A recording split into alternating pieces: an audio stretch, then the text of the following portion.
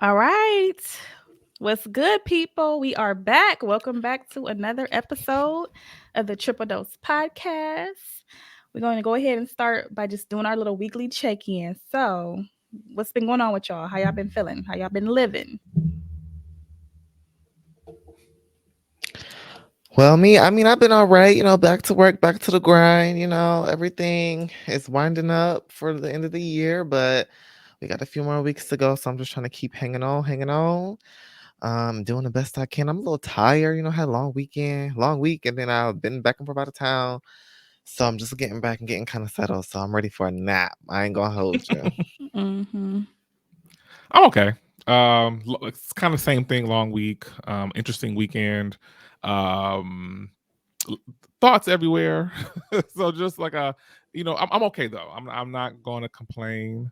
I am trucking along and waiting till summer break. I'm so jealous that y'all get a summer break. um, I've been doing good. I am not gonna front. I've been feeling kind of burnt out lately. I'm like, I'm at this point where I'm like, oh, I need a good break. Yeah. But all is well. I feel good, feel fine. I just know that mentally, I need a break. So that's why I'm like, I'm jealous. Y'all get a summer break because, I would love to have a summer break. Um, but I'm not gonna complain too much. I'm gonna keep it pushing. Obviously, we gotta do what we have to do. We have to do. It was funny because one of my friends had texted me the other day and was just asking like how I was doing, and I was like, I'm doing the best I can with what I got. you know. Mariah Carey, she was on to something when she said that. Like, I mean, that was just truth. It was just so fitting in so many scenarios and situations. Listen, And just the vigor in which she said it, I totally agree in multiple areas of my life where that's all I'm doing the best I can with what I got. you know, That's all you can do. that's all you can Literally, do. just That take one that's step at a time, like one moment at a time. You just can't even think too far ahead. This is too much. Right. So you right. just got to deal with stuff as it comes. Right. That's all we can do. So we're just gonna keep trucking along. So let's go ahead and get into our first dose. This is our talking point segment. We're gonna just kind of talk about some things we noticed in social media or just what we've seen in life and things like that. And I wanted to kind of give you guys' opinion on this tweet I saw. It was a little debate that people were having in the comments of this tweet, and I found it interesting and wanted to see what you guys thought. And it's about parenting. So we'll let me just kind of read the tweet here. So and the person has posted it. I don't know who she is. I just saw it, but it's January Little John on Twitter or X, whatever you want to call it. And she says, I took my daughter to her yearly physical today. She's still a minor. And the cheery nurse told her she will need a urine sample. And oh, since she's over 15, they will need to get her cell phone number so they can call with any results. And then they handed her the laptop to type it in. She says, I said, nope, put my number in. The nurse looked at me and said, we like to call the patient for urine samples sometimes. My daughter looked at me confused and I said, they are giving you a pregnancy test and they hide the results from the parents and only tell the team. The nurse just kept smiling. So then she goes on to say, parents, be vigilant. Do not let your children answer any nurse questions. Or she said, do not let your child answer any questions a nurse hands your child on a computer or tablet without you looking to verify what it is. Let me remind you, they also give kids age 12 and up a garbage mental health screening without informing the parent. They simply hand the child the laptop and ask them to answer a couple of questions. If they score higher than a 3 on the screener questions, they answer more questions. One of these questions is, how often do you think your family would be better off with you dead? Parents, opt out of all this nonsense and do not leave the room if a doctor wants to be alone with your child. So that is what I first saw. And I don't know, I'm gonna let you guys give your opinions and I'll tell you what I feel. But just based off of that, what is your perception of this? If you do you feel like if you have children or, I don't know, maybe putting yourself in the shoes of a teenager when you were a teenager, is it overbearing or is it a little bit nuanced for a parent to say, I don't want my child getting their results. They don't let the doctors and nurses ask these questions. How do you feel?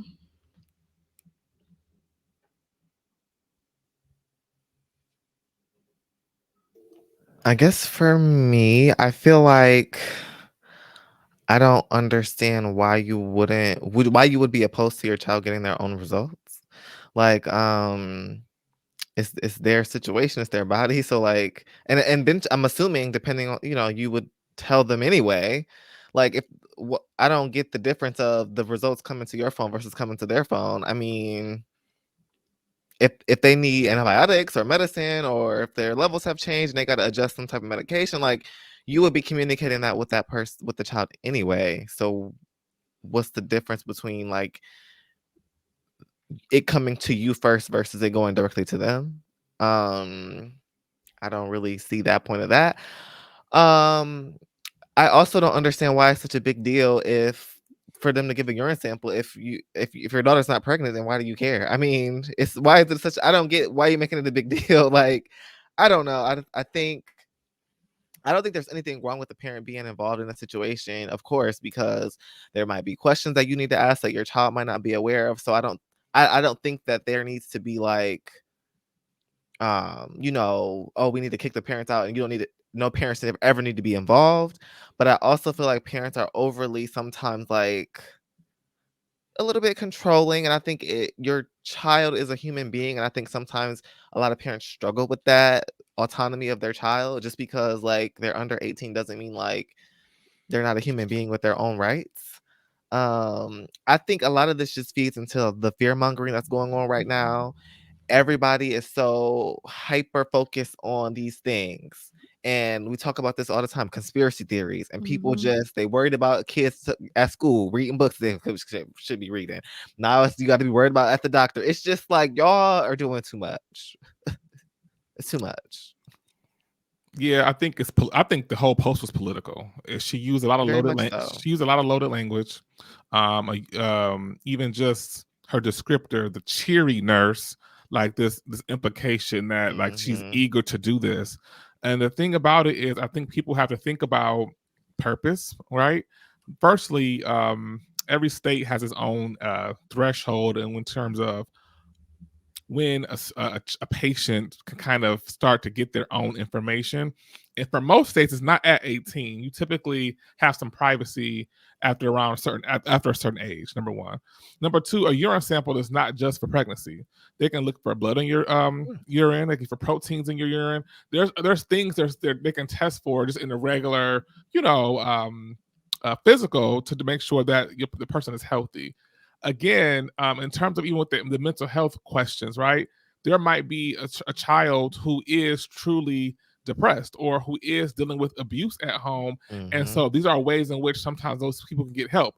And the medical field can't discriminate who they ask. They can't just ask, they just choose, I'm not going to ask this young lady or this young man or this family.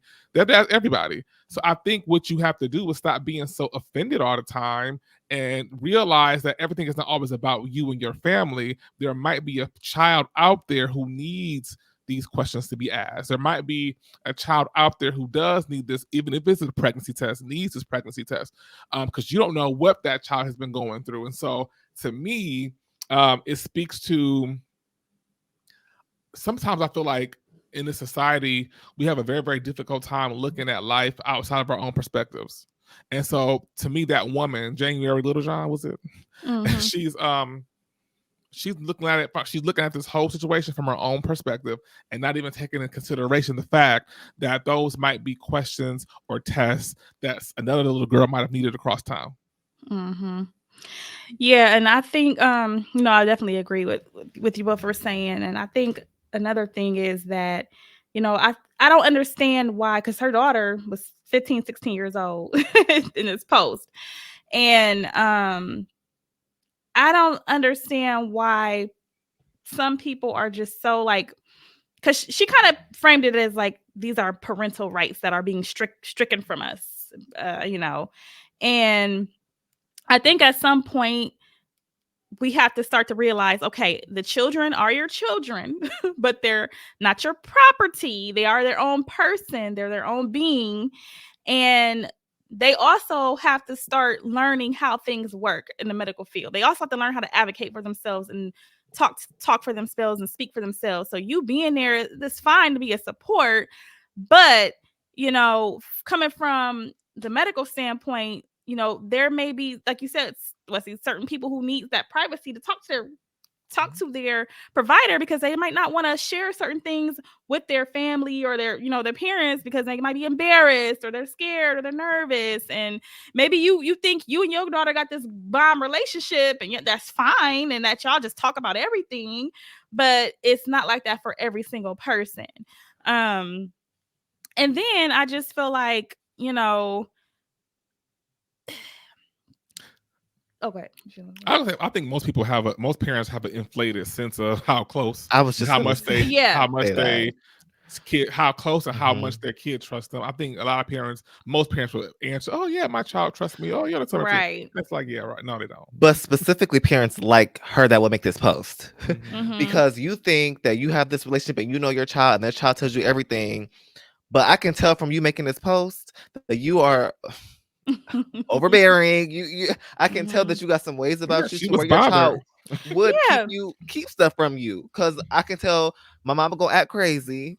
She gonna be Mhm. over the top. So I'm not gonna say this. And I Right. think that's why doctors are moving towards, those types of practices where they are asking, parents to step out for a minute, because if they parents in the room, they might not tell the truth about certain things that's Exactly. affecting their health. Yeah. So I understand that. And I think it's also a good thing for the providers to be able to do this, because if you are, even if say it wasn't a pregnancy, or say it was some other health issue that the child was experiencing, but they need, as a health professional, to still verify, hey, that maybe I need to make sure you're not at any way, shape, or form pregnant, because I'm going to prescribe you this medication that would be detrimental if you were. And so they have to still sometimes double check, cross check to make sure, because they don't want do no further harm to this person. And we know that there are people who don't speak up and say things to their parents. And so the other thing about it was when she was asking about the mental health screen and how don't tell your kids, don't answer these questions. And it's just like, but why wouldn't you want someone else, another professional, a provider, to be able to gauge mentally how your child might be doing? Because again, kids hide things from their parents, or sometimes they don't feel comfortable or safe enough to express how they're feeling to their parents. So you shouldn't be, if you claim to be this good parent and you do everything and you there for everything, then you should not have an issue if your child is asked these questions about their mental health or anything like that. Because a good parent would take that information and say, okay, what I'm going to do with that is make sure my child has a proper help, not get all mad and upset, because somebody asked their kid. I think part of it is like arrogance and like denial. Like, not my child. My child doesn't have those issues, or you're going to try to, like, somebody's trying to espouse something on their child. So it's like, no, we don't need to even ask that, because my child doesn't have, I've experienced this in multiple facets of life. Mhm. People, they don't want to believe that certain things can happen to them or their children. And Mhm. so because of that, they don't even want to address certain topics or use certain language or have certain things even be discussed around their child or in front of their child, because there's a sense of denial about their child, or even just the mental health itself. Like, people don't even want to just believe that that's a real thing that kids could face, or that in particular their kid could face. Mhm. So, and I think these things are put in place because of that. right. Because then we have these situations where, oh my gosh, so and so unalive themselves. And I was like, we never knew. We didn't Mhm. know they were getting bullied, or we didn't know they were feeling this way. And then you find in journals or whatever, you talk to some of their friends, and all of a sudden there's a whole nother life that you didn't even know, about your child. Mhm. So anyway, then she goes on to do an update tweet, and she says she spoke to a nurse at the pediatrician's office, and that the urine test was for a urinalysis that they do on site, and they also test for chlamydia and gonorrhea using a third-party lab, and they start the STD testing at age 12. She said, I had no I had no idea this had been happening. They only give the STD results to the child. She said the only way I could get the results is if my daughter gave consent and I could be on the call when they give the results. I asked, well, what if the test is positive? And she said they would call in antibiotics and would retest in 2 weeks and don't inform the parent, even though the parent's insurance pays if it's called into their normal pharmacy. She said it's the law in Florida to not inform the parent. And even if they don't agree with it, they have to follow the law and they are following the AAP guidelines. And then they give pregnancy tests only if there's reason to.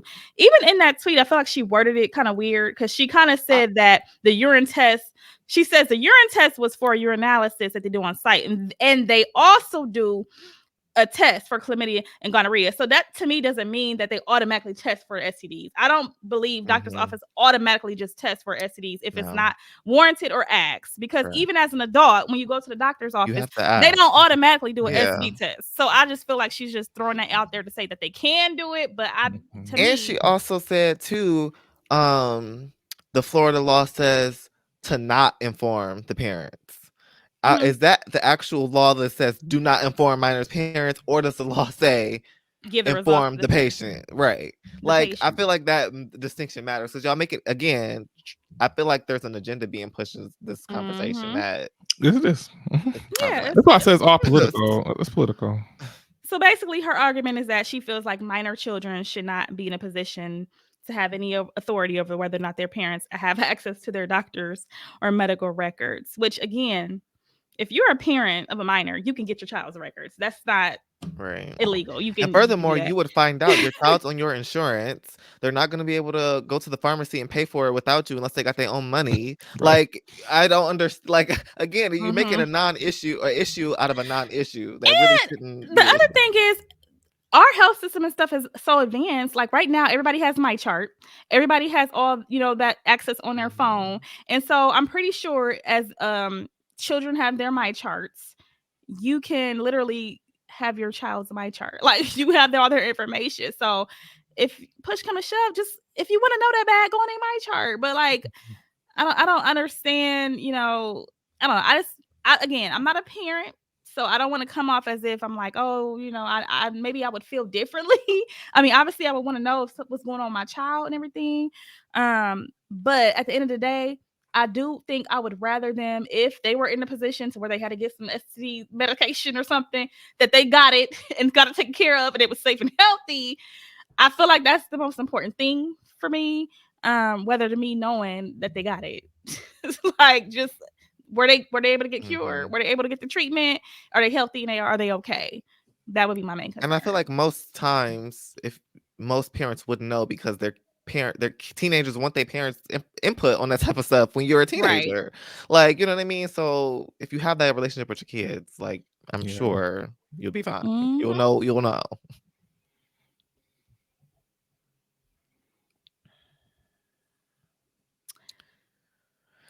All right. So I wanted to talk really quick about this picture that somebody had posted online. We have been in our book club for a little minute now, and we've been getting into, back into reading for pleasure. And I don't know if any listeners or if you guys personally have been into a bookstore recently, but if you have, a lot of times you will see a display like this.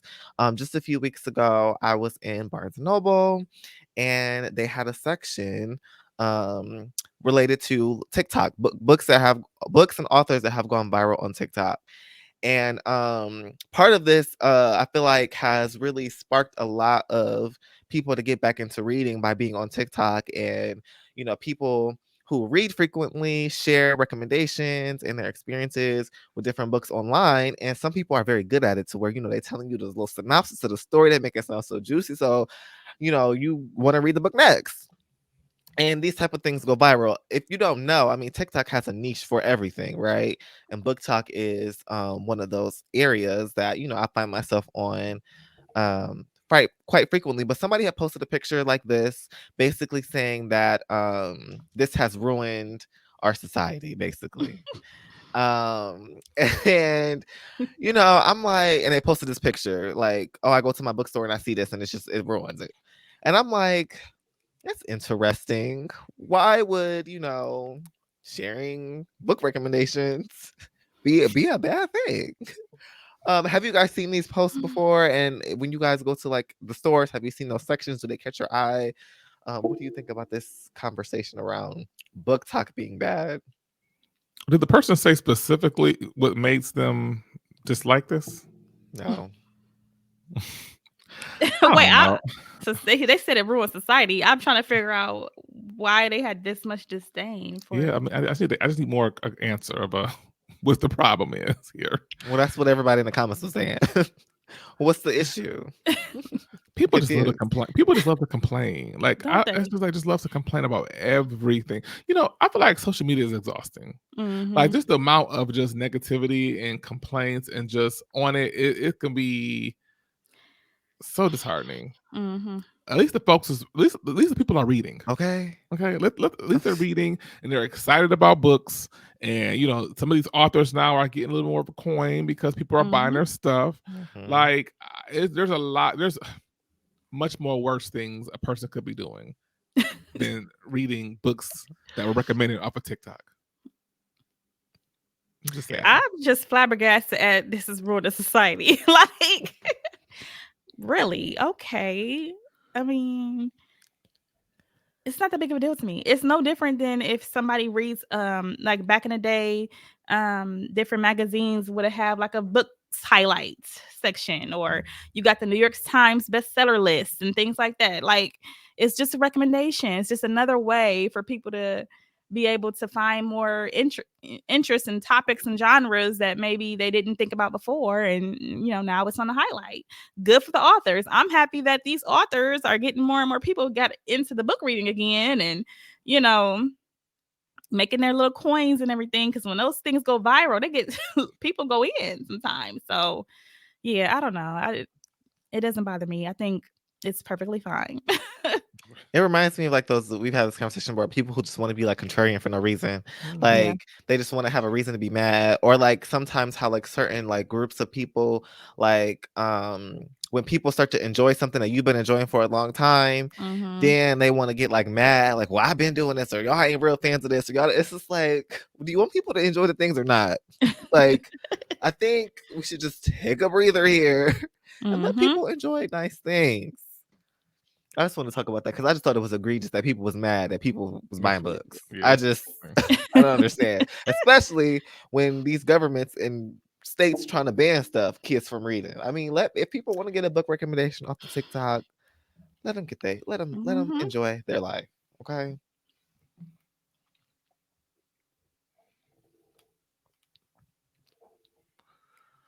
Well, one thing I saw about people complaining, I just wanted to bring to the forefront, and I think this goes into why I feel like social media is just so exhausting. So apparently, folks are going on vacation down in Mexico. Okay, they're going on vacation, and they are spending time on the beach. And when they get to whatever city that they're visiting, you have the locals, the people who live there, the citizens of Mexico who are there.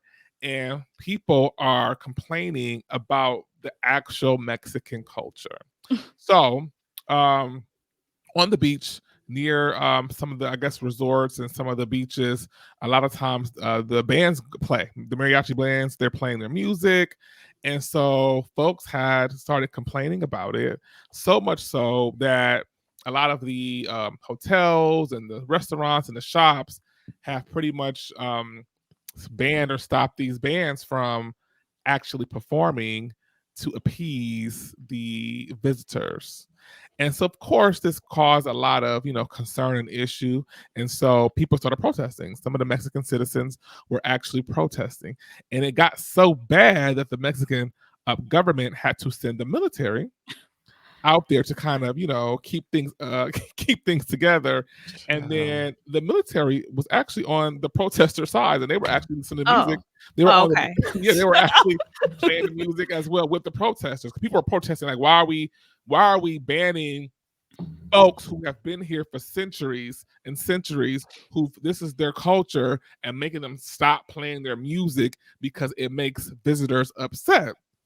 And in the same token, there were also a lot of restaurants who made mention that how when certain visitors come to their restaurants, they were complaining that the food was too spicy, and so then they were not paying for the food because the food was too spicy, and so they've had to throw away a lot of food, and they ended up losing a lot of money because all these visitors are coming and they are not appreciative, respectful, or open to the culture, and so now, yeah, we don't want to hear your music, and your food is too spicy. And I'm going to add a little bit of a pin in that and just talk about an experience I had in the Caribbean where when we went to Jamaica, we were on a resort, and this was during the peak of COVID, so we couldn't leave the resort. But the food was so bland. And this is in Jamaica, and it was so surprising that it was like not a bit of seasoning, not a bit of salt, pepper, no cayenne, no. It was just very, very like a bland. And I could tell that they are catering to a certain kind of visitor, and so it's just frustrating to me that people would force with their entitlement force hardworking folk to change who they are, change their their culture, not change the culture, but like hide their culture and not really be as proud and loud with it because they're uncomfortable. And so the protests were really about, listen, we should not be not making spicy food. We should not be listening. We should not have our bands not be playing our music because this is not right. So I guess my question is, what are your thoughts about this idea that people can go to another country to visit, and or some folks were actually have bought property in Mexico and were complaining too. So what are your thoughts about the idea that you can visit a country or buy property in another country where you are not a citizen and then complain to the local people there and have them just make concessions for those folks? Mm-hmm. You know what? It reminds me of a good old term called gentrification. Like, this is first of all, you in them people land. You went to decide to visit or buy a property or whatever on those people's land.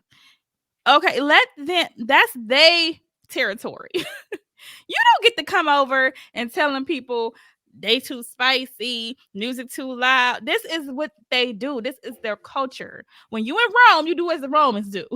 We have to have the saying go. You can't go over there changing up their culture. Like, no, if you don't like it, take your butt home. Go back home.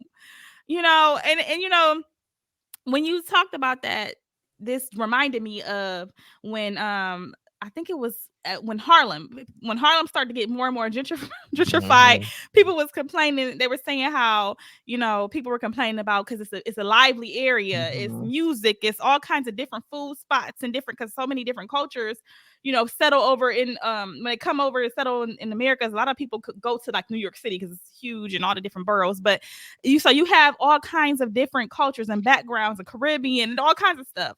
And people were complaining about the options of the food and they was complaining about it being loud in the music, but this is what people like, this is what the heart of Harlem is like. So you can't just come over here and now you want to gentrify it and it's a problem. You change it. You basically just kind of change it to this small docile type place that it never was. Like, you cannot do this to people. And like, I also thought about our Jamaica experience too, because I'd experienced Jamaica pre-COVID and then during COVID, but it was still just kind of the same even during pre-COVID. We were like, why is this food not hitting? Like, even the authentic Jamaican dishes we knew was not hitting the spice. It wasn't spicy at all. And so we had to leave the resort and get like some jerk chicken on the side of the road before we got something that was good. So it was just like, but we wanted that experience. We wanted that food. We wanted the spice. We wanted all of that. But because of the resorts, and that's how they make their money, they cater to other Americans, European, other people who don't, do all that spice and stuff like that. But yeah, if I was in Mexico, I would be like, take your butt home, go home. It's not fair to come over and try to change up what's already been going on over here for centuries. Like, let them you chose this area. You have to deal with it. I stand with the Mexican protesters, and I am in solidarity with them. I mean, I just agree with everything y'all said. I mean, I just feel like I find it unfathomable to go to someone else's country, neighborhood, and then espouse my own comforts onto other people. But there's a reason why we have this perspective and other people don't. Mm-hmm. And I think that is the elephant in the room, or so to speak, because I think some people navigate this world as if everybody is supposed to shape shift around them, that everybody's supposed to open doors for them, that somebody's supposed to step to the left side of the sidewalk for them, that somebody's supposed to quiet down their culture and who they are for them, that they're supposed to cook their traditional foods to appease their taste buds. And I think that is crazy. I think that is absurd. And I just feel like we just need to start saying no. Mm-hmm. Well, the Deal with it problem or is don't. they can't. They don't. They felt so. The people felt like they couldn't say no because that's how they make money, right? Mm-hmm. So it's Well, like they if gonna I have enough money. They gonna have enough money. People is always gonna vacation to Mexico. They ain't go. Oh, the mariachi's too loud. Don't go to Mexico. No, people are gonna go. We got to I start mean, standing our because let's be ground. clear, it's a whole other reasons why I wouldn't be going to Mexico right now to visit. You know, it's a lot going on over there, but people still going and they ain't stopping. Yeah. But I mean, it's not even just Mexico. I think that's everybody all it's across the it's world. I'm yeah, not it's gonna go to everywhere. Yeah. Japan and then act like, you know how you hear stories about people of certain persuasions going to other countries and getting in trouble for doing things that Mm-hmm. we could do in America, like yelling at police officers or spitting in public or swearing. You know, certain things that we're used to doing over here. It's not allowed in those other places, and people go over there and get in trouble. I feel like that's your fault. Right. You can't go to somebody else's country and expect to do things how you want to do them. So get with it, or like Tori said, stay your ass at home. Because listen, I know, listen, it's certain things I can't put up with myself. I know this. So, for instance, you ain't gonna probably find me in England because that English breakfast look nasty. Okay. They Okay, get I'm so not offended by eating that. pork and beans Disgusting. for Ugh. breakfast. Sorry, not to be offending nobody, but But it's I know gross. myself. I know myself. I know what I can handle, and I know what I'm not going to be able to handle. So I wouldn't take my little butt over there if I couldn't guarantee that I was going to be able to, you know, at least do Or something I can rock with. you're not gonna go over there and complain about it. You Well, know yeah, I'm not what gonna it is. complain. I know what it is, So or I'm gonna search for something that I may, you know, right. like. But I'm gonna try. I'm gonna, you know, try the different things. But I'm not gonna sit over there and protest and go mad and do all this stuff. That Like, it's the That's the disrespect of it egregious all. Like, part. yeah, I'm not going to send the food back. I'm not right? going to, ask the manager. Like, I'm not going to do any of those things. This is too And then, safety. and it also is just part of the research of it all. Like, I mean, at least, well, Mhm. England I would say it's a bad example, but they have so many different cultures. You could probably Yeah. find something you like. But you think about like, not to say there's not different cultures in Mexico, there Mhm. are, but I think probably a lot of the food is similar. Or especially if you, how can I say this? If you don't really care for seasoning, I'm pretty sure all the food in Mexico is going to have some Right. seasoning. Mhm. So you're going to have a difficult time, finding something that you like, if you go to a place like that. But Mhm. That's yeah, crazy. I find it just unimaginable, and I like you said, I just couldn't fathom that. That is the Like you idea. in Mexico, you talking doesn't about the food too spicy? doesn't even Like, occur to me. right? Like, I don't understand complaining about something that's common sense. I mean, it's ABC, ABCDEFG. I mean, it's simple. I don't get it.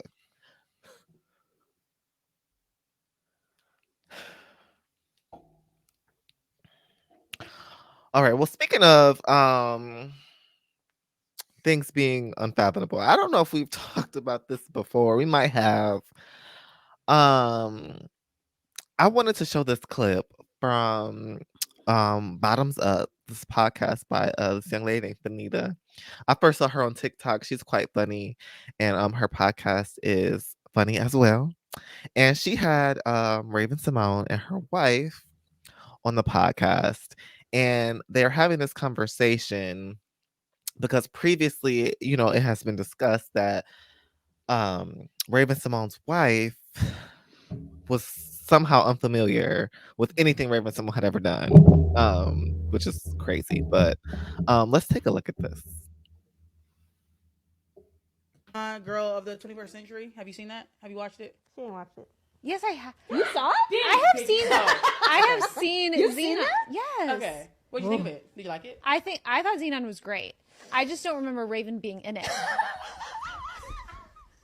That's That's the thing. you were a main character, were you not? Because my producer, I'm sorry, Derek, I throw you on the bus. He said the same shit this morning. He was like, I forgot that Ray was in that. I was like, wasn't she a main character in the movie? I was number 2 on the call Yeah, sheet. that's what I was saying. But It were was you with the white girl, right? Yeah. were you in the first one? Immediately, yes. And the second one, immediately, yes. Not the third one. Fair, not the third one. But definitely the first 2. Yeah. Okay, yeah, I loved it. I just don't remember you I in think it. That's fair. That's fair. I think that's bullshit. Baby. That's what I fucking think. Yo, she I can come over. Number That's what I 2, think. she is tomorrow. Number 2 on the call sheet. That means you're like, Yeah, she was on the poster. She was back to back with the white girl with the pigtails. Like it was them. Immediately. Yeah. It's cool though. It's What's whatever. It's cool though. what's the Xenon thing everyone says? Zoom, zoom, zoom. That's a song. That's you want the song or the catchphrase? No, what's the Cetus Lapidus? Yes, Cetus Lapidus. Miranda, back to you. Yeah. Okay, what's the favorite thing of Ravens that you've watched that you've actually given a look? Before me or while she was with me? Both. So we can take a pause right here. I guess I'm just curious because we kind of talked about this before when it comes to being in celebrity relationships where one person is more prominent than the other. How do you feel about this? I mean, I have my thoughts. And you guys probably already know what I'm thinking, but We've talked about this before, actually, with this couple before. I think I brought it up when we were talking about, they were on Keke Palmer's podcast, and Keke Palmer just couldn't.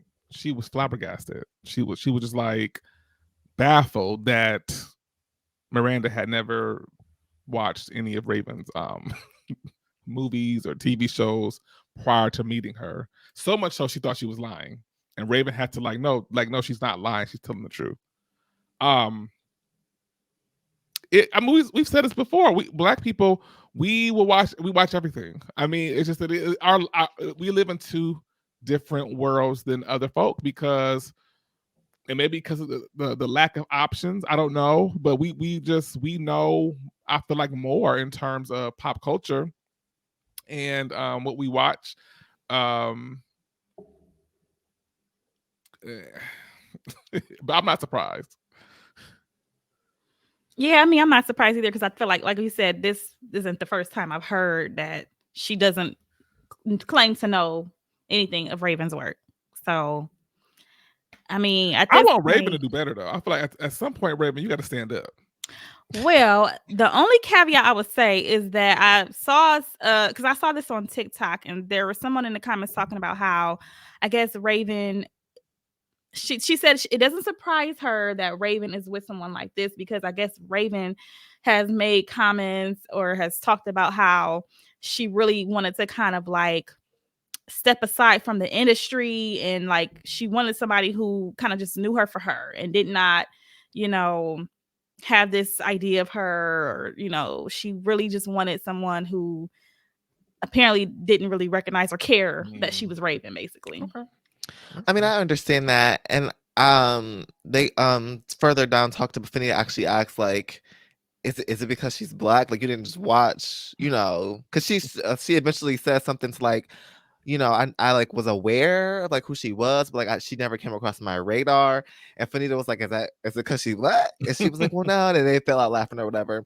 But I kind of wanted to talk about it from the perspective of because to me it feels because even when we talked about Simone Biles and her husband about how well, I didn't know who she was, I feel like there is an aspect of humbling your partner who has more prominence than you.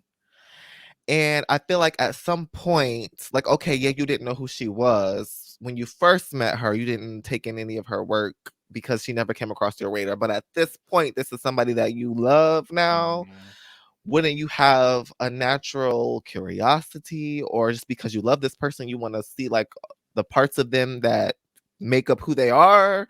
Like, I couldn't imagine like being with somebody who was an actor or an author or a musician and like never taking any interest at some point in what they've created. And I feel like holding true to that feels to me like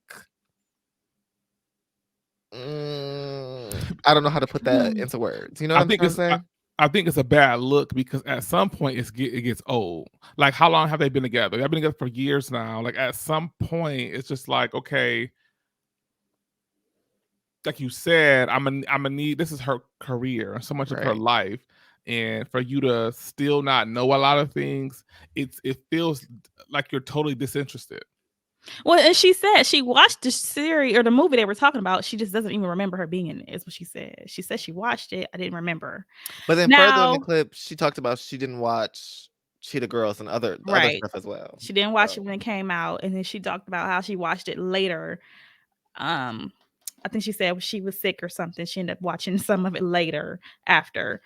But what does she do? Is her girlfriend, like, is she in the industry, or she, like, do you know, like, is she? I don't know about that lady. Oh, okay, because I didn't know if that was. And I mean, quiet as it's kept, I don't know if I believe her. I feel like some folks is liars, and I'm not saying she is a liar. I don't know, but I don't see how you never heard of the Cheetah Girls. That just like really. And you watch Disney. And you watch Disney. Like, I could see if she like, we grew up poor, we didn't have Disney, we didn't watch Disney, but she, on the Keke Palmer podcast, she talked about other shows that she had watched. So it's like the Cheetah Girls had a whole moment, like movies, tours, music. Even I didn't watch them, but I knew who they are. I knew they are. Like, I could recognize them. I never watched the movie, but I know who the Cheetah Girls were. Same. So either like you are like, and she lived in, I know she's from LA or like the LA area. So I'm just like, I don't know how much I don't know how much I believe, honestly. And it could be an underlying reason, like you said, why it's the humbling of it all. I don't know. That it just, I mean, people accept what they accept, but I feel like that stuff is not cute to me. Like, we've talked about this before in other contexts about like we're in relationships where like where a husband will say like, well, I just don't get my wife, or I just don't understand. It's like, that's not cute to me that you were with somebody and you just actively have decided that certain aspects of them or their personality is just not for you to understand. Like, okay, I don't know. Maybe we'll see the narrative change after this. I mean, at this point, if it don't after this, I'm gonna know something. I don't think either one of them care, to be honest. Probably not. To be honest. Well, one thing I wanted to bring up that's actually kind of been going viral today, well, this weekend, I should say. So Chris Brown dropped a new album this weekend, and that's a whole debacle. I mean, he dropped his new album. There's some diss tracks on there to Quavo, some comments about, or some implications, I should say, about Karrueche and Saweetie. And this morning, our good sis Jilly from Philly, I guess she had listened to the album, and she said the following in a tweet about Chris Brown. She says, Chris Brown is amazing. How does anybody sing like that? Dance, look, act, and rap like that? Beyond gifted. It appears exceptional people have to go through exceptional fire. There's nothing to debate. And so then Chrissy, LCSW, she says, I think the women he's abused would disagree. And Jill Scott says, I doubt it. My father's ex-husband was a mean, violent human, and in all caps, he could lay foundation better than anyone in my city. What he did with cement was awe-inspiring. We got away. He got a raise and praise for his ability. God dealt with the rest. So, of course, after she tweeted that response, It's been I think she's still trending at this moment, where people are kind of arguing back and forth about this. Number one, they're like putting her and Erykah Badu in the same boat of some of our favorite soul singers who are protecting or praising known abusers. There are some people who are saying, well, you know, every time Chris Brown does something great, people always want to bring up his past. When are you going to move on? When are you going to like forgive him and let him move on with his career? And so, and then people are just like totally just not understanding. So last thing that she said, well, the last thing I noticed that she said after she's probably reading some of the nasty or negative comments or comments that disagree, she says, look, years of prayer, therapy, self-reflection, and making every effort to keep my feet on the ground has made me compassionate for other human beings. People go through stuff and do terrible stuff. We say we believe in God, pray for enlightenment. We are a living testimony. So, are you surprised that Julie from Philly has said these things? Are you surprised that she's gotten this some negative feedback regarding her praise of Chris Brown? And when do we get to a place where at what point do people forgive and stop bringing up Chris Brown's? Even though, well, let's start with there. Are you shocked by what she said or the response she's gotten? I'm not shocked by what she said nor the response. Social media, like we just talked about, can be a hellscape sometimes. And when you mention certain people, no matter what the context, you're going to get some backlash. Chris Brown just happens to be one of those people. So I'm not at all shocked at the backlash. I'm also not really shocked at what she said. Jill Scott is someone who really like as an artist herself, like appreciates other artists. She said things like this about other artists, Beyonce and other artists that she's seen all the time. So her, celebrating another artist is not a surprise to me. I think that unfortunately, when you are someone like a Jill Scott, you got to say that kind of stuff in a group chat, unfortunately. Because people will start to do like how they're doing now and espouse all these things and beliefs on you that she feels like she has to defend. Yeah. So I'm not surprised by any of that. We talked about this on the podcast before, and I have battles with this, and I don't still have no answer really. Because to be fair, what she said about with Chris Brown is her opinion on him as a musician and the work that he just created. And so why do we have to go back to like what mistakes that he's made or situations that he's been in, that really wasn't what she was talking about. So it's not like she said something to the effect of he's a great person. His entire life has been a shining beacon of being a black male artist in this day and age, and we should look up to him and celebrate his, like, you know what I mean? Like, I feel like what she said was very specific, and we didn't need to bring up all that other stuff. I think if maybe she had made a comment, like I just said, like general comment about him as a person or whatever, then we can kind of have those conversations when we're talking about somebody as a whole and their whole life. But I think that having a conversation about somebody's music in this particular aspect doesn't need to be like, brought up with other things. But I understand some people can't separate those things. And I do agree that in certain instances, we shouldn't separate those things. But I don't know how we move forward in these types of situations. I really don't. And that's why I feel like social media isn't the place to have these conversations, because there is no nuance. And I think certain situations like this deserve that. Yeah, I think that's the point I was gonna make. It was about the whole like separating the two. So like, like you said earlier in the show, social media is a hellscape. Like social media is brutal. And there's some people who can admire art and separate the art from the artist. And then there's some people who can't. And like what I said, there's some situations where you kind of feel like, oh, I don't know if I want to, like, just depending on what's really going on. But it's not surprising to me of the response that people gave her, because I feel like sometimes too, when people strongly dislike somebody, as soon as the opportunity comes to dogpile on them, that's what they're gonna do.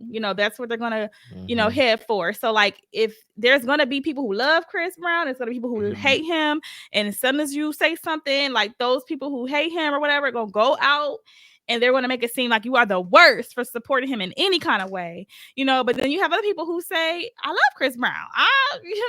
So it's a big thing about social media, and everybody feeling like they got to put their opinion out there. Everybody feels like they're on the right side of, everybody feel like they're right and their opinion is right.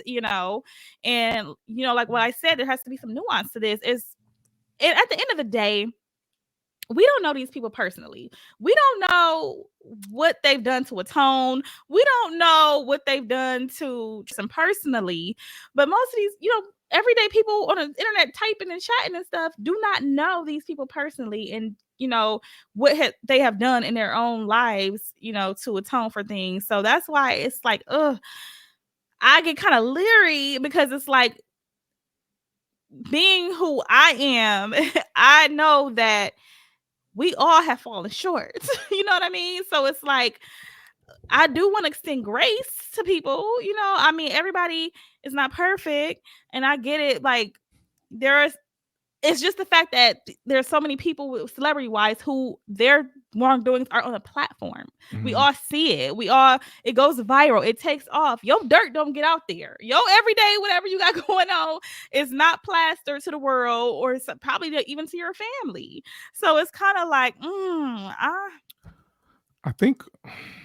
I think where Chris messed up at though is on Mhm. the diss track. He mentioned Quavo's altercation, well, physical. I don't know his physical, like the way he physically like handled Saweetie in the elevator. Remember that video? And so I think it's like, Chris, you probably should be the last person to bring up any type of situation where a man has put his hands on a woman, because you don't have the best track record there.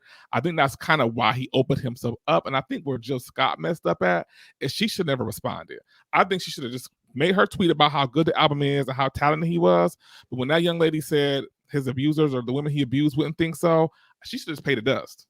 I would I just, agree with that. she should just pay the dust. Yeah, Now your response then almost is like you are defending. defending Mhm. an abuser, and I know that's probably wasn't her intent, but the second response that she makes about her mother's ex-husband, how horrible and how violent he was, but then he was the best cement foundation layer. Like, come on. So I think what she should have done is put her initial tweet about that and Mhm. stepped away from the phone. I Yeah, I agree. agree. That second thing is taking a little bit. I'm a little left. It can go left when you keep engaging. That's when things kind of can go worse, because you keep Yeah. going and going and going. But in reference to the whole Chris Brown situation, as far as him making this diss track or whatever, and him alluding to the situation, again, you got to be careful when you're doing that, because especially when you know your past ain't clean and you have had abuse allegations from several people, then you definitely gotta know people was gonna come for you and Mhm. say, who are you to say this when you have this history too? Like, you gotta know that. Yeah. I mean, but to Jill's defense, her first tweet was not about that Right. song It specific. wasn't. That wasn't Yeah. about that. It wasn't about the beef or anything. About the album, Right. He was talking about the album. yeah. Right. So from that standpoint, I don't think she, was trying to defend an abuser or anything like that. She was just making a comment From the about first point, yes. from the first point, yes. The second point is when she should have. That's when I say the conversation need to be in your group chat. That's the conversation you have with your girlfriends or whatever, and y'all work how y'all opinions out through that. If that's how y'all feel, Mhm. but if you feel like you want to talk about somebody's music, I mean, that's on you. Everybody got their own set of ears, Keep it on the music. Yeah. All right, y'all. That is this week's talking points. Stay tuned for the rest of the show. We're gonna slide into our second dose. Okay, guys, so I'm going to go ahead and get to our second dose. This is our Keeping It Real for a Minute segment. And this is just our segment where we kind of share things that's kind of been on our heart, on our spirit, or any kind of things that kind of popped into our head for the week, aha moments. And so I just wanted to quickly talk about just like intention and being intentional for the new year, for 2024. At church, our pastor said that was kind of going to be like the theme of the new year, like intentional, being, intentional.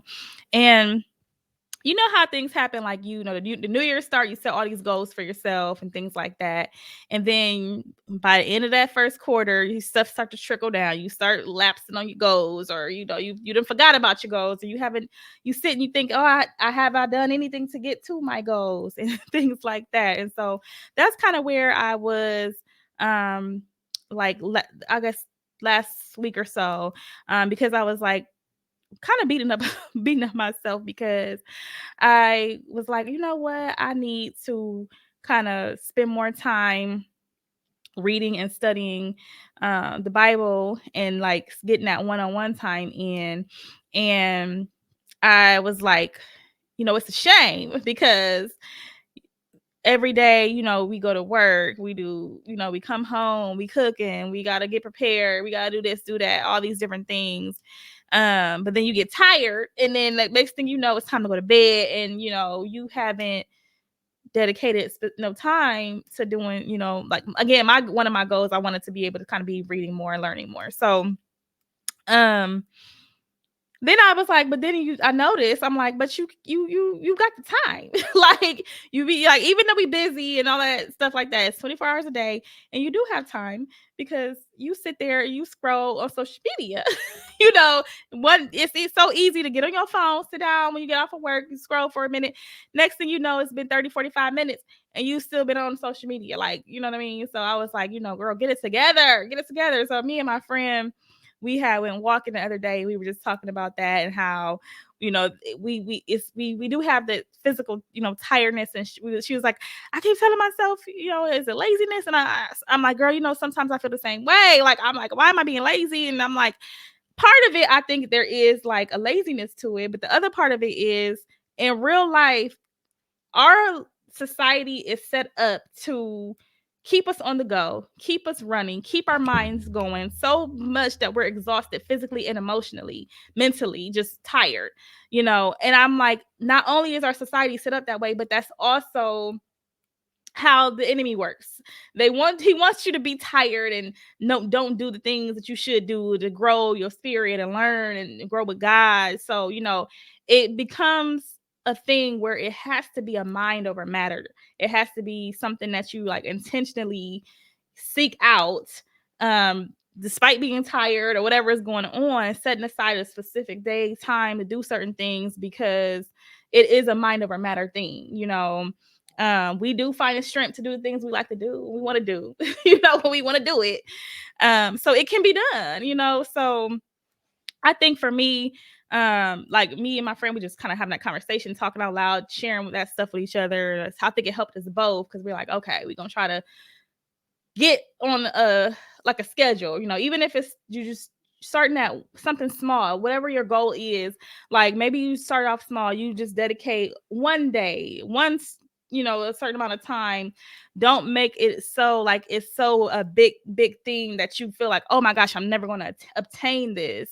But just starting off, even if it's just like, okay, on Tuesdays or whatever, I'm going to either get up early, or I'm going to come home from work, and I'm going to, when I, have the energy, don't wait till it's too late, because now I'm sleepy, I'm about to go to bed, but like, do it when I come home from work, or either get up in the morning and do it. And actually saying, okay, that's going to be my dedicated time. And then eventually it'll be easier. And you might go, okay, it's Tuesdays and Thursdays, or, whatever, just starting somewhere and making that, even if that goal is just, one small thing, whatever it may be for, for you. But I know for me, it was more so me about trying to like be intentional about kind of reading and studying more in the word. So I just wanted to kind of put out there for everybody, like, just whenever we have a goal or something that we want to do, we really do have to be intentional about it. And I think that it can be hard to kind of get out of the mundane cycle of, life and all the things that life throws at you and things that happen. But when you start to make something a part of your routine and you're intentional about it, it starts to become second nature. And I think that is what helps to get us closer to, our goals, is when we start that routine and things like that. So, that was just my little tidbit I wanted to add and, encourage people. I'm not perfect. We all out here trying day by day, but keep trying.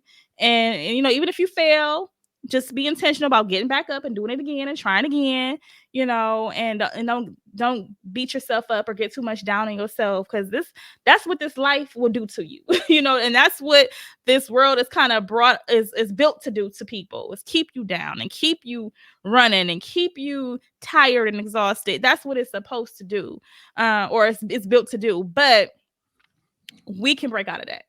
So that's just what I wanted to add. I actually have a tip I can share what I did with the reading more. Well, at least getting active or interactive with the Bible more. I think I've shared this before. I listened to this Bible in a Year podcast by Father Mike Schmitz. Now, I'm not Catholic, but they read. I mean, the Catholic Bible has like maybe, I don't know, 6 or 7 books that the Bible, the Christian Bible has. But he does it for a year, and so you read it, and you read it. It's called the Adventure Bible, and they read it in a way where you follow the whole story. And so he reads like maybe a chapter and a couple of verses from like Psalms, and then he'll explain and talk about it. And then he has like an expert historian who's also a Catholic, who will break down the different like sections of the Bible to kind of give you context. So that really helped me. So I did it last year. And it took me a little longer than a year, like maybe a year and like a month or so. And I said, well, I'm gonna do it again. So even with that, you can play it while you're driving. He has it on YouTube where you can see him as he's reading it and talking about it. So I do that. And then last month I was like reading on my lunch break. Like I said, because usually on my lunch break, I'm like watching YouTube videos or something. So I was like, you know what? Let me just, use my iPad and like read a couple of verses or a couple of chapters. So there might be some ways too you can kind of start to incorporate it if you feel like, okay, I'm so busy, or I'm getting fatigued, or I'm tired. Even if you can just listen to it as you're driving to work or coming home from work, that can kind of help. You know what I mean? To like at least get with it for those who might be thinking about wanting to do that. So just a thought. Yeah, that's good. That's actually what my little tip was going to be as well, is, because we are getting to that point in the year where we're trying to, start to slide off with our resolutions or things that we wanted to do. And I think one of the things that has helped me is automating as much as possible my goals. So one of my goals was a financial goal was to increase my savings. And so I have set up multiple just automatic deposits, going to separate places, doing separate things, so that I don't even have to think about it. And I check in every now and again to make sure everything is going right. But automating that is, it's out of sight, it's out of mind. So if you have an opportunity to kind of automate your goal or whatever your resolution was for the year that you're trying to do, make it easier on yourself, like you said, Wesley, by listening to it while you cook dinner, or having a direct deposit automatically set up, or having, maybe a timer on your phone, or a screen time reminder on your phone to say, all right, hey, you had your hour and a half for today, time to do something else, automating that so that it takes the guesswork out of it. Because that's the hard part for me, is like when I'm trying to make lifestyle changes, when I'm already got a lot of stuff going on in my life, it's like, okay, I need this to be simple because I don't have the brain power to dedicate to this. And if I have to do too much thinking, it's not going to get done. Right. Especially at the end of the week, at the end of the day, it's just, you be fried, you be fried at the end of the day. So, automating it as best as possible is where I've seen some success. Those are both really good tips. I like that. I think maybe I could do a little bit more automation type things. I did have the like a podcast too for like the Read the Bible in a Year thing, which it was fine. It was good. But I think for me personally, the way I learn, I can hear it, but I need to hear it. I need to read it. I need to write stuff. I need to take notes. Yeah. And sometimes like when I listen to podcasts, or even like, cause I've done that too in the car or when I'm cooking and stuff like that, it's good. I like to do that. But sometimes I'm like, okay, I'm retaining everything though. Like I want to make sure I'm retaining that information because sometimes even while I'm driving and listening, I'm still thinking about other stuff. You know what I mean? So it's like I do That want does to happen. dedicate, like Mhm. I want to be able to That dedicate quiet and be like time. focus, like yeah, like Mhm. really focus, like no distractions. Sit down and really kind of be ruminate on things. So, but those are definitely all good ideas and things I'll definitely incorporate. Because even still, I still like to just listen to sometimes just positive things, when Yeah. I'm doing other stuff. So good. Oh, we're gonna say something. Oh no, I was gonna say one last thing. Mhm. Just what I appreciate about it is it helps sometimes to understand things you might not get when you read. Mhm. When he talks about it afterward to kind of explain it and break it down. So that aspect I like. But I do agree it is important to have that actual like one-on-one time, like Mhm. focus time too. Yes. So yeah, whatever your goals may be, guys, just intentional. Now's a good time to kind of make sure you check in with yourself and get back on track because like I said, it is about the time where people kind of start to fall off and you kind of look down and be like, oh, we heading into month 5 and we're where are we at? So all right, well, this wraps up our second dose and let's go ahead and get into our third dose, and that is our this or that segment. Basically, we just kind of do a free for all segment, talk, little topics and things like that from here. But today, got something short and sweet. Just wanted to do a am I the a-hole situation and get y'all opinion. And this is kind of parenting related as well. So let's see what you guys will think about this.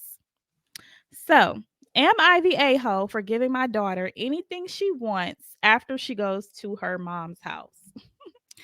I have a 10-year-old stepdaughter, Harper. I have been in Harper's life since she was 2, and I love this little girl more than anything. My husband and I have Harper Saturday afternoon through Thursday. Okay, so that's basically the whole week. um, and her mom picks her up from school on Friday and has her until 12 p.m. Saturday. Well, dang, she ain't got it that much, I guess. So anyway, Harper's mom is a vindictive biatch.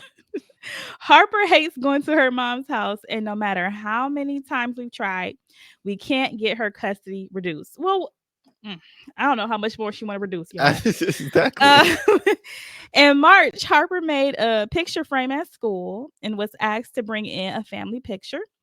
Harper's mom sent in a picture of herself, and we sent in a picture of the 3 of us. Harper used the one with the 3 of us, and the frame was sent home on a Friday. Harper's mom was so mad that she didn't use the picture of herself that she broke the frame in front of Harper. Now she will make Harper go to her house every Friday, but she won't talk to Harper or touch her.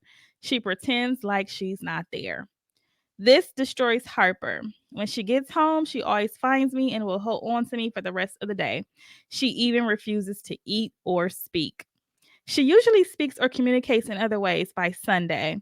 So if she says she wants something, I get it for her, whether it's a big Lego set that she's been wanting, a new dress, a mani-pedi, etc. She always gets it. My husband told me to stop spoiling Harper after she spends the night at her mom's house. He said I can sleep in her room or make her a special breakfast or paint her nails at home, but $100 Lego set, some $20 dresses, going out to eat, and mani-pedis are too much. Too much. Just for reference, our houses and cars are completely paid off, and we have a combined yearly income of $560,000. We can easily afford it. I think she deserves it after she goes to her mom's house, but he thinks she's going to end up spoiled and expect this anytime something unpleasant happens. Am I the a-hole for spoiling her after she goes to her mom's house? No. I think this is a hard situation. Because she is expressing some hurt after being with her mom in a unpleasant situation. So I understand the need to, or the feeling that you need to fix it and make it better. um so I don't think you're the a-hole for trying to make her feel better. um I think the dad kind of has a point, but to me, it's not about the money or being spoiled. I think it's about like teaching healthy coping and like actually addressing the emotional part of it. For me, that would be my concern. I don't make as much as them, but if when it comes to kids in my life, I'm just like, I don't really too much care about the funds. But I think that you should investigate and talk to your husband and maybe a professional about how to address the emotional aspect of it, because I don't think that, getting something nice to feel better, that's one of my coping mechanisms too. So I can't talk too much, but it's fleeting, right? Like you get the new thing and then that new feeling wears off. And then she's still constantly experiencing the emotional damage every time she goes to her mom's house. So the issue is not being resolved by getting the new Lego set or going out to dinner. So I don't think you're wrong for doing that. And I understand that would be my initial thing too. Like, oh, you feel bad? Let's go get some ice cream. Like, like that's how I would process as well. But for the long-term like emotional health of the child, I do think you need to shift from, well, let's go do this or let's get this new thing, to really helping her process and handle and deal with that emotion. And also maybe we need to go cuss that mama out, because that's what I would have did. I actually was going to say, I don't think she's the a-hole either, but you don't, like you said, you don't want to come across that you're trying to buy her affection. So to me, there are other ways that you can love her, other ways you can love on her and show her that she is special without buying her things.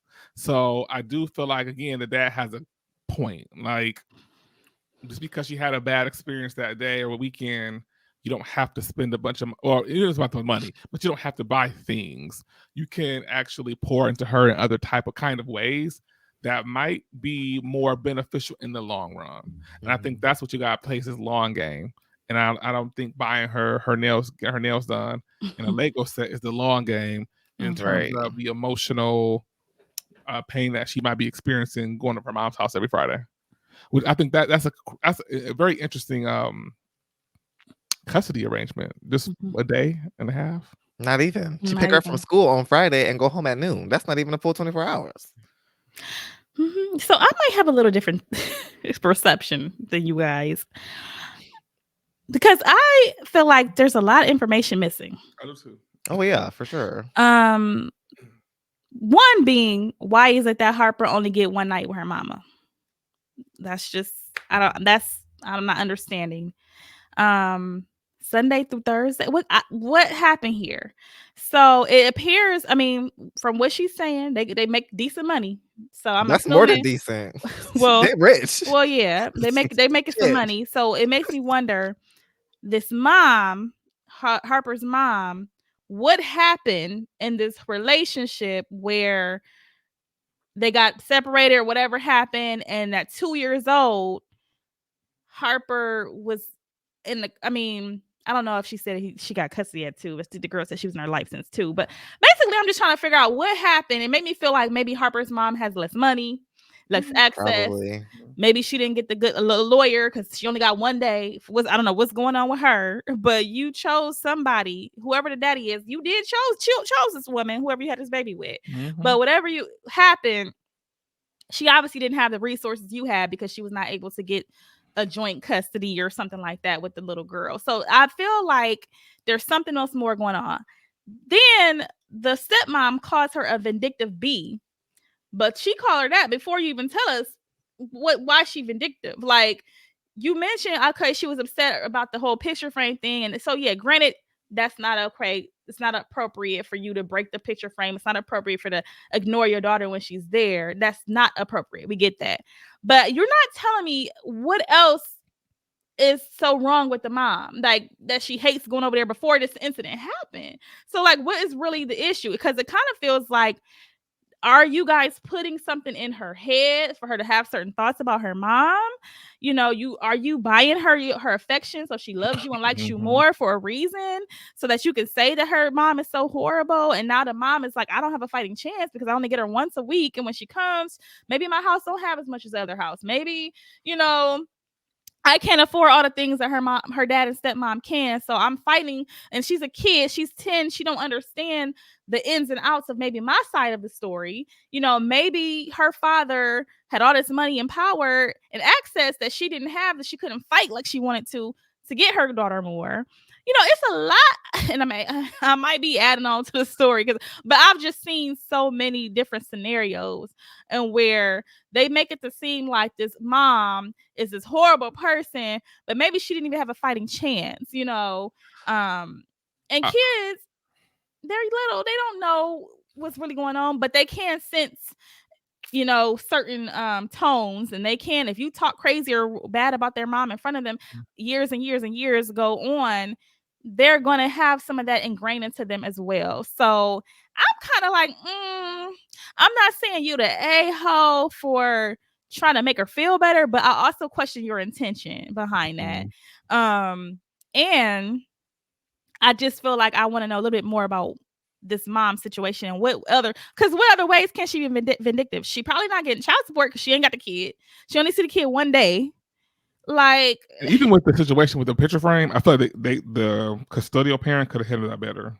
Like, your daughter has a unique situation, probably. Right. Well, I mean, it's not unique. A lot of people have, step parents, but it's not a traditional nuclear household. So why would you not give her, like, I would have just gave her another picture frame to take to school so she could do both.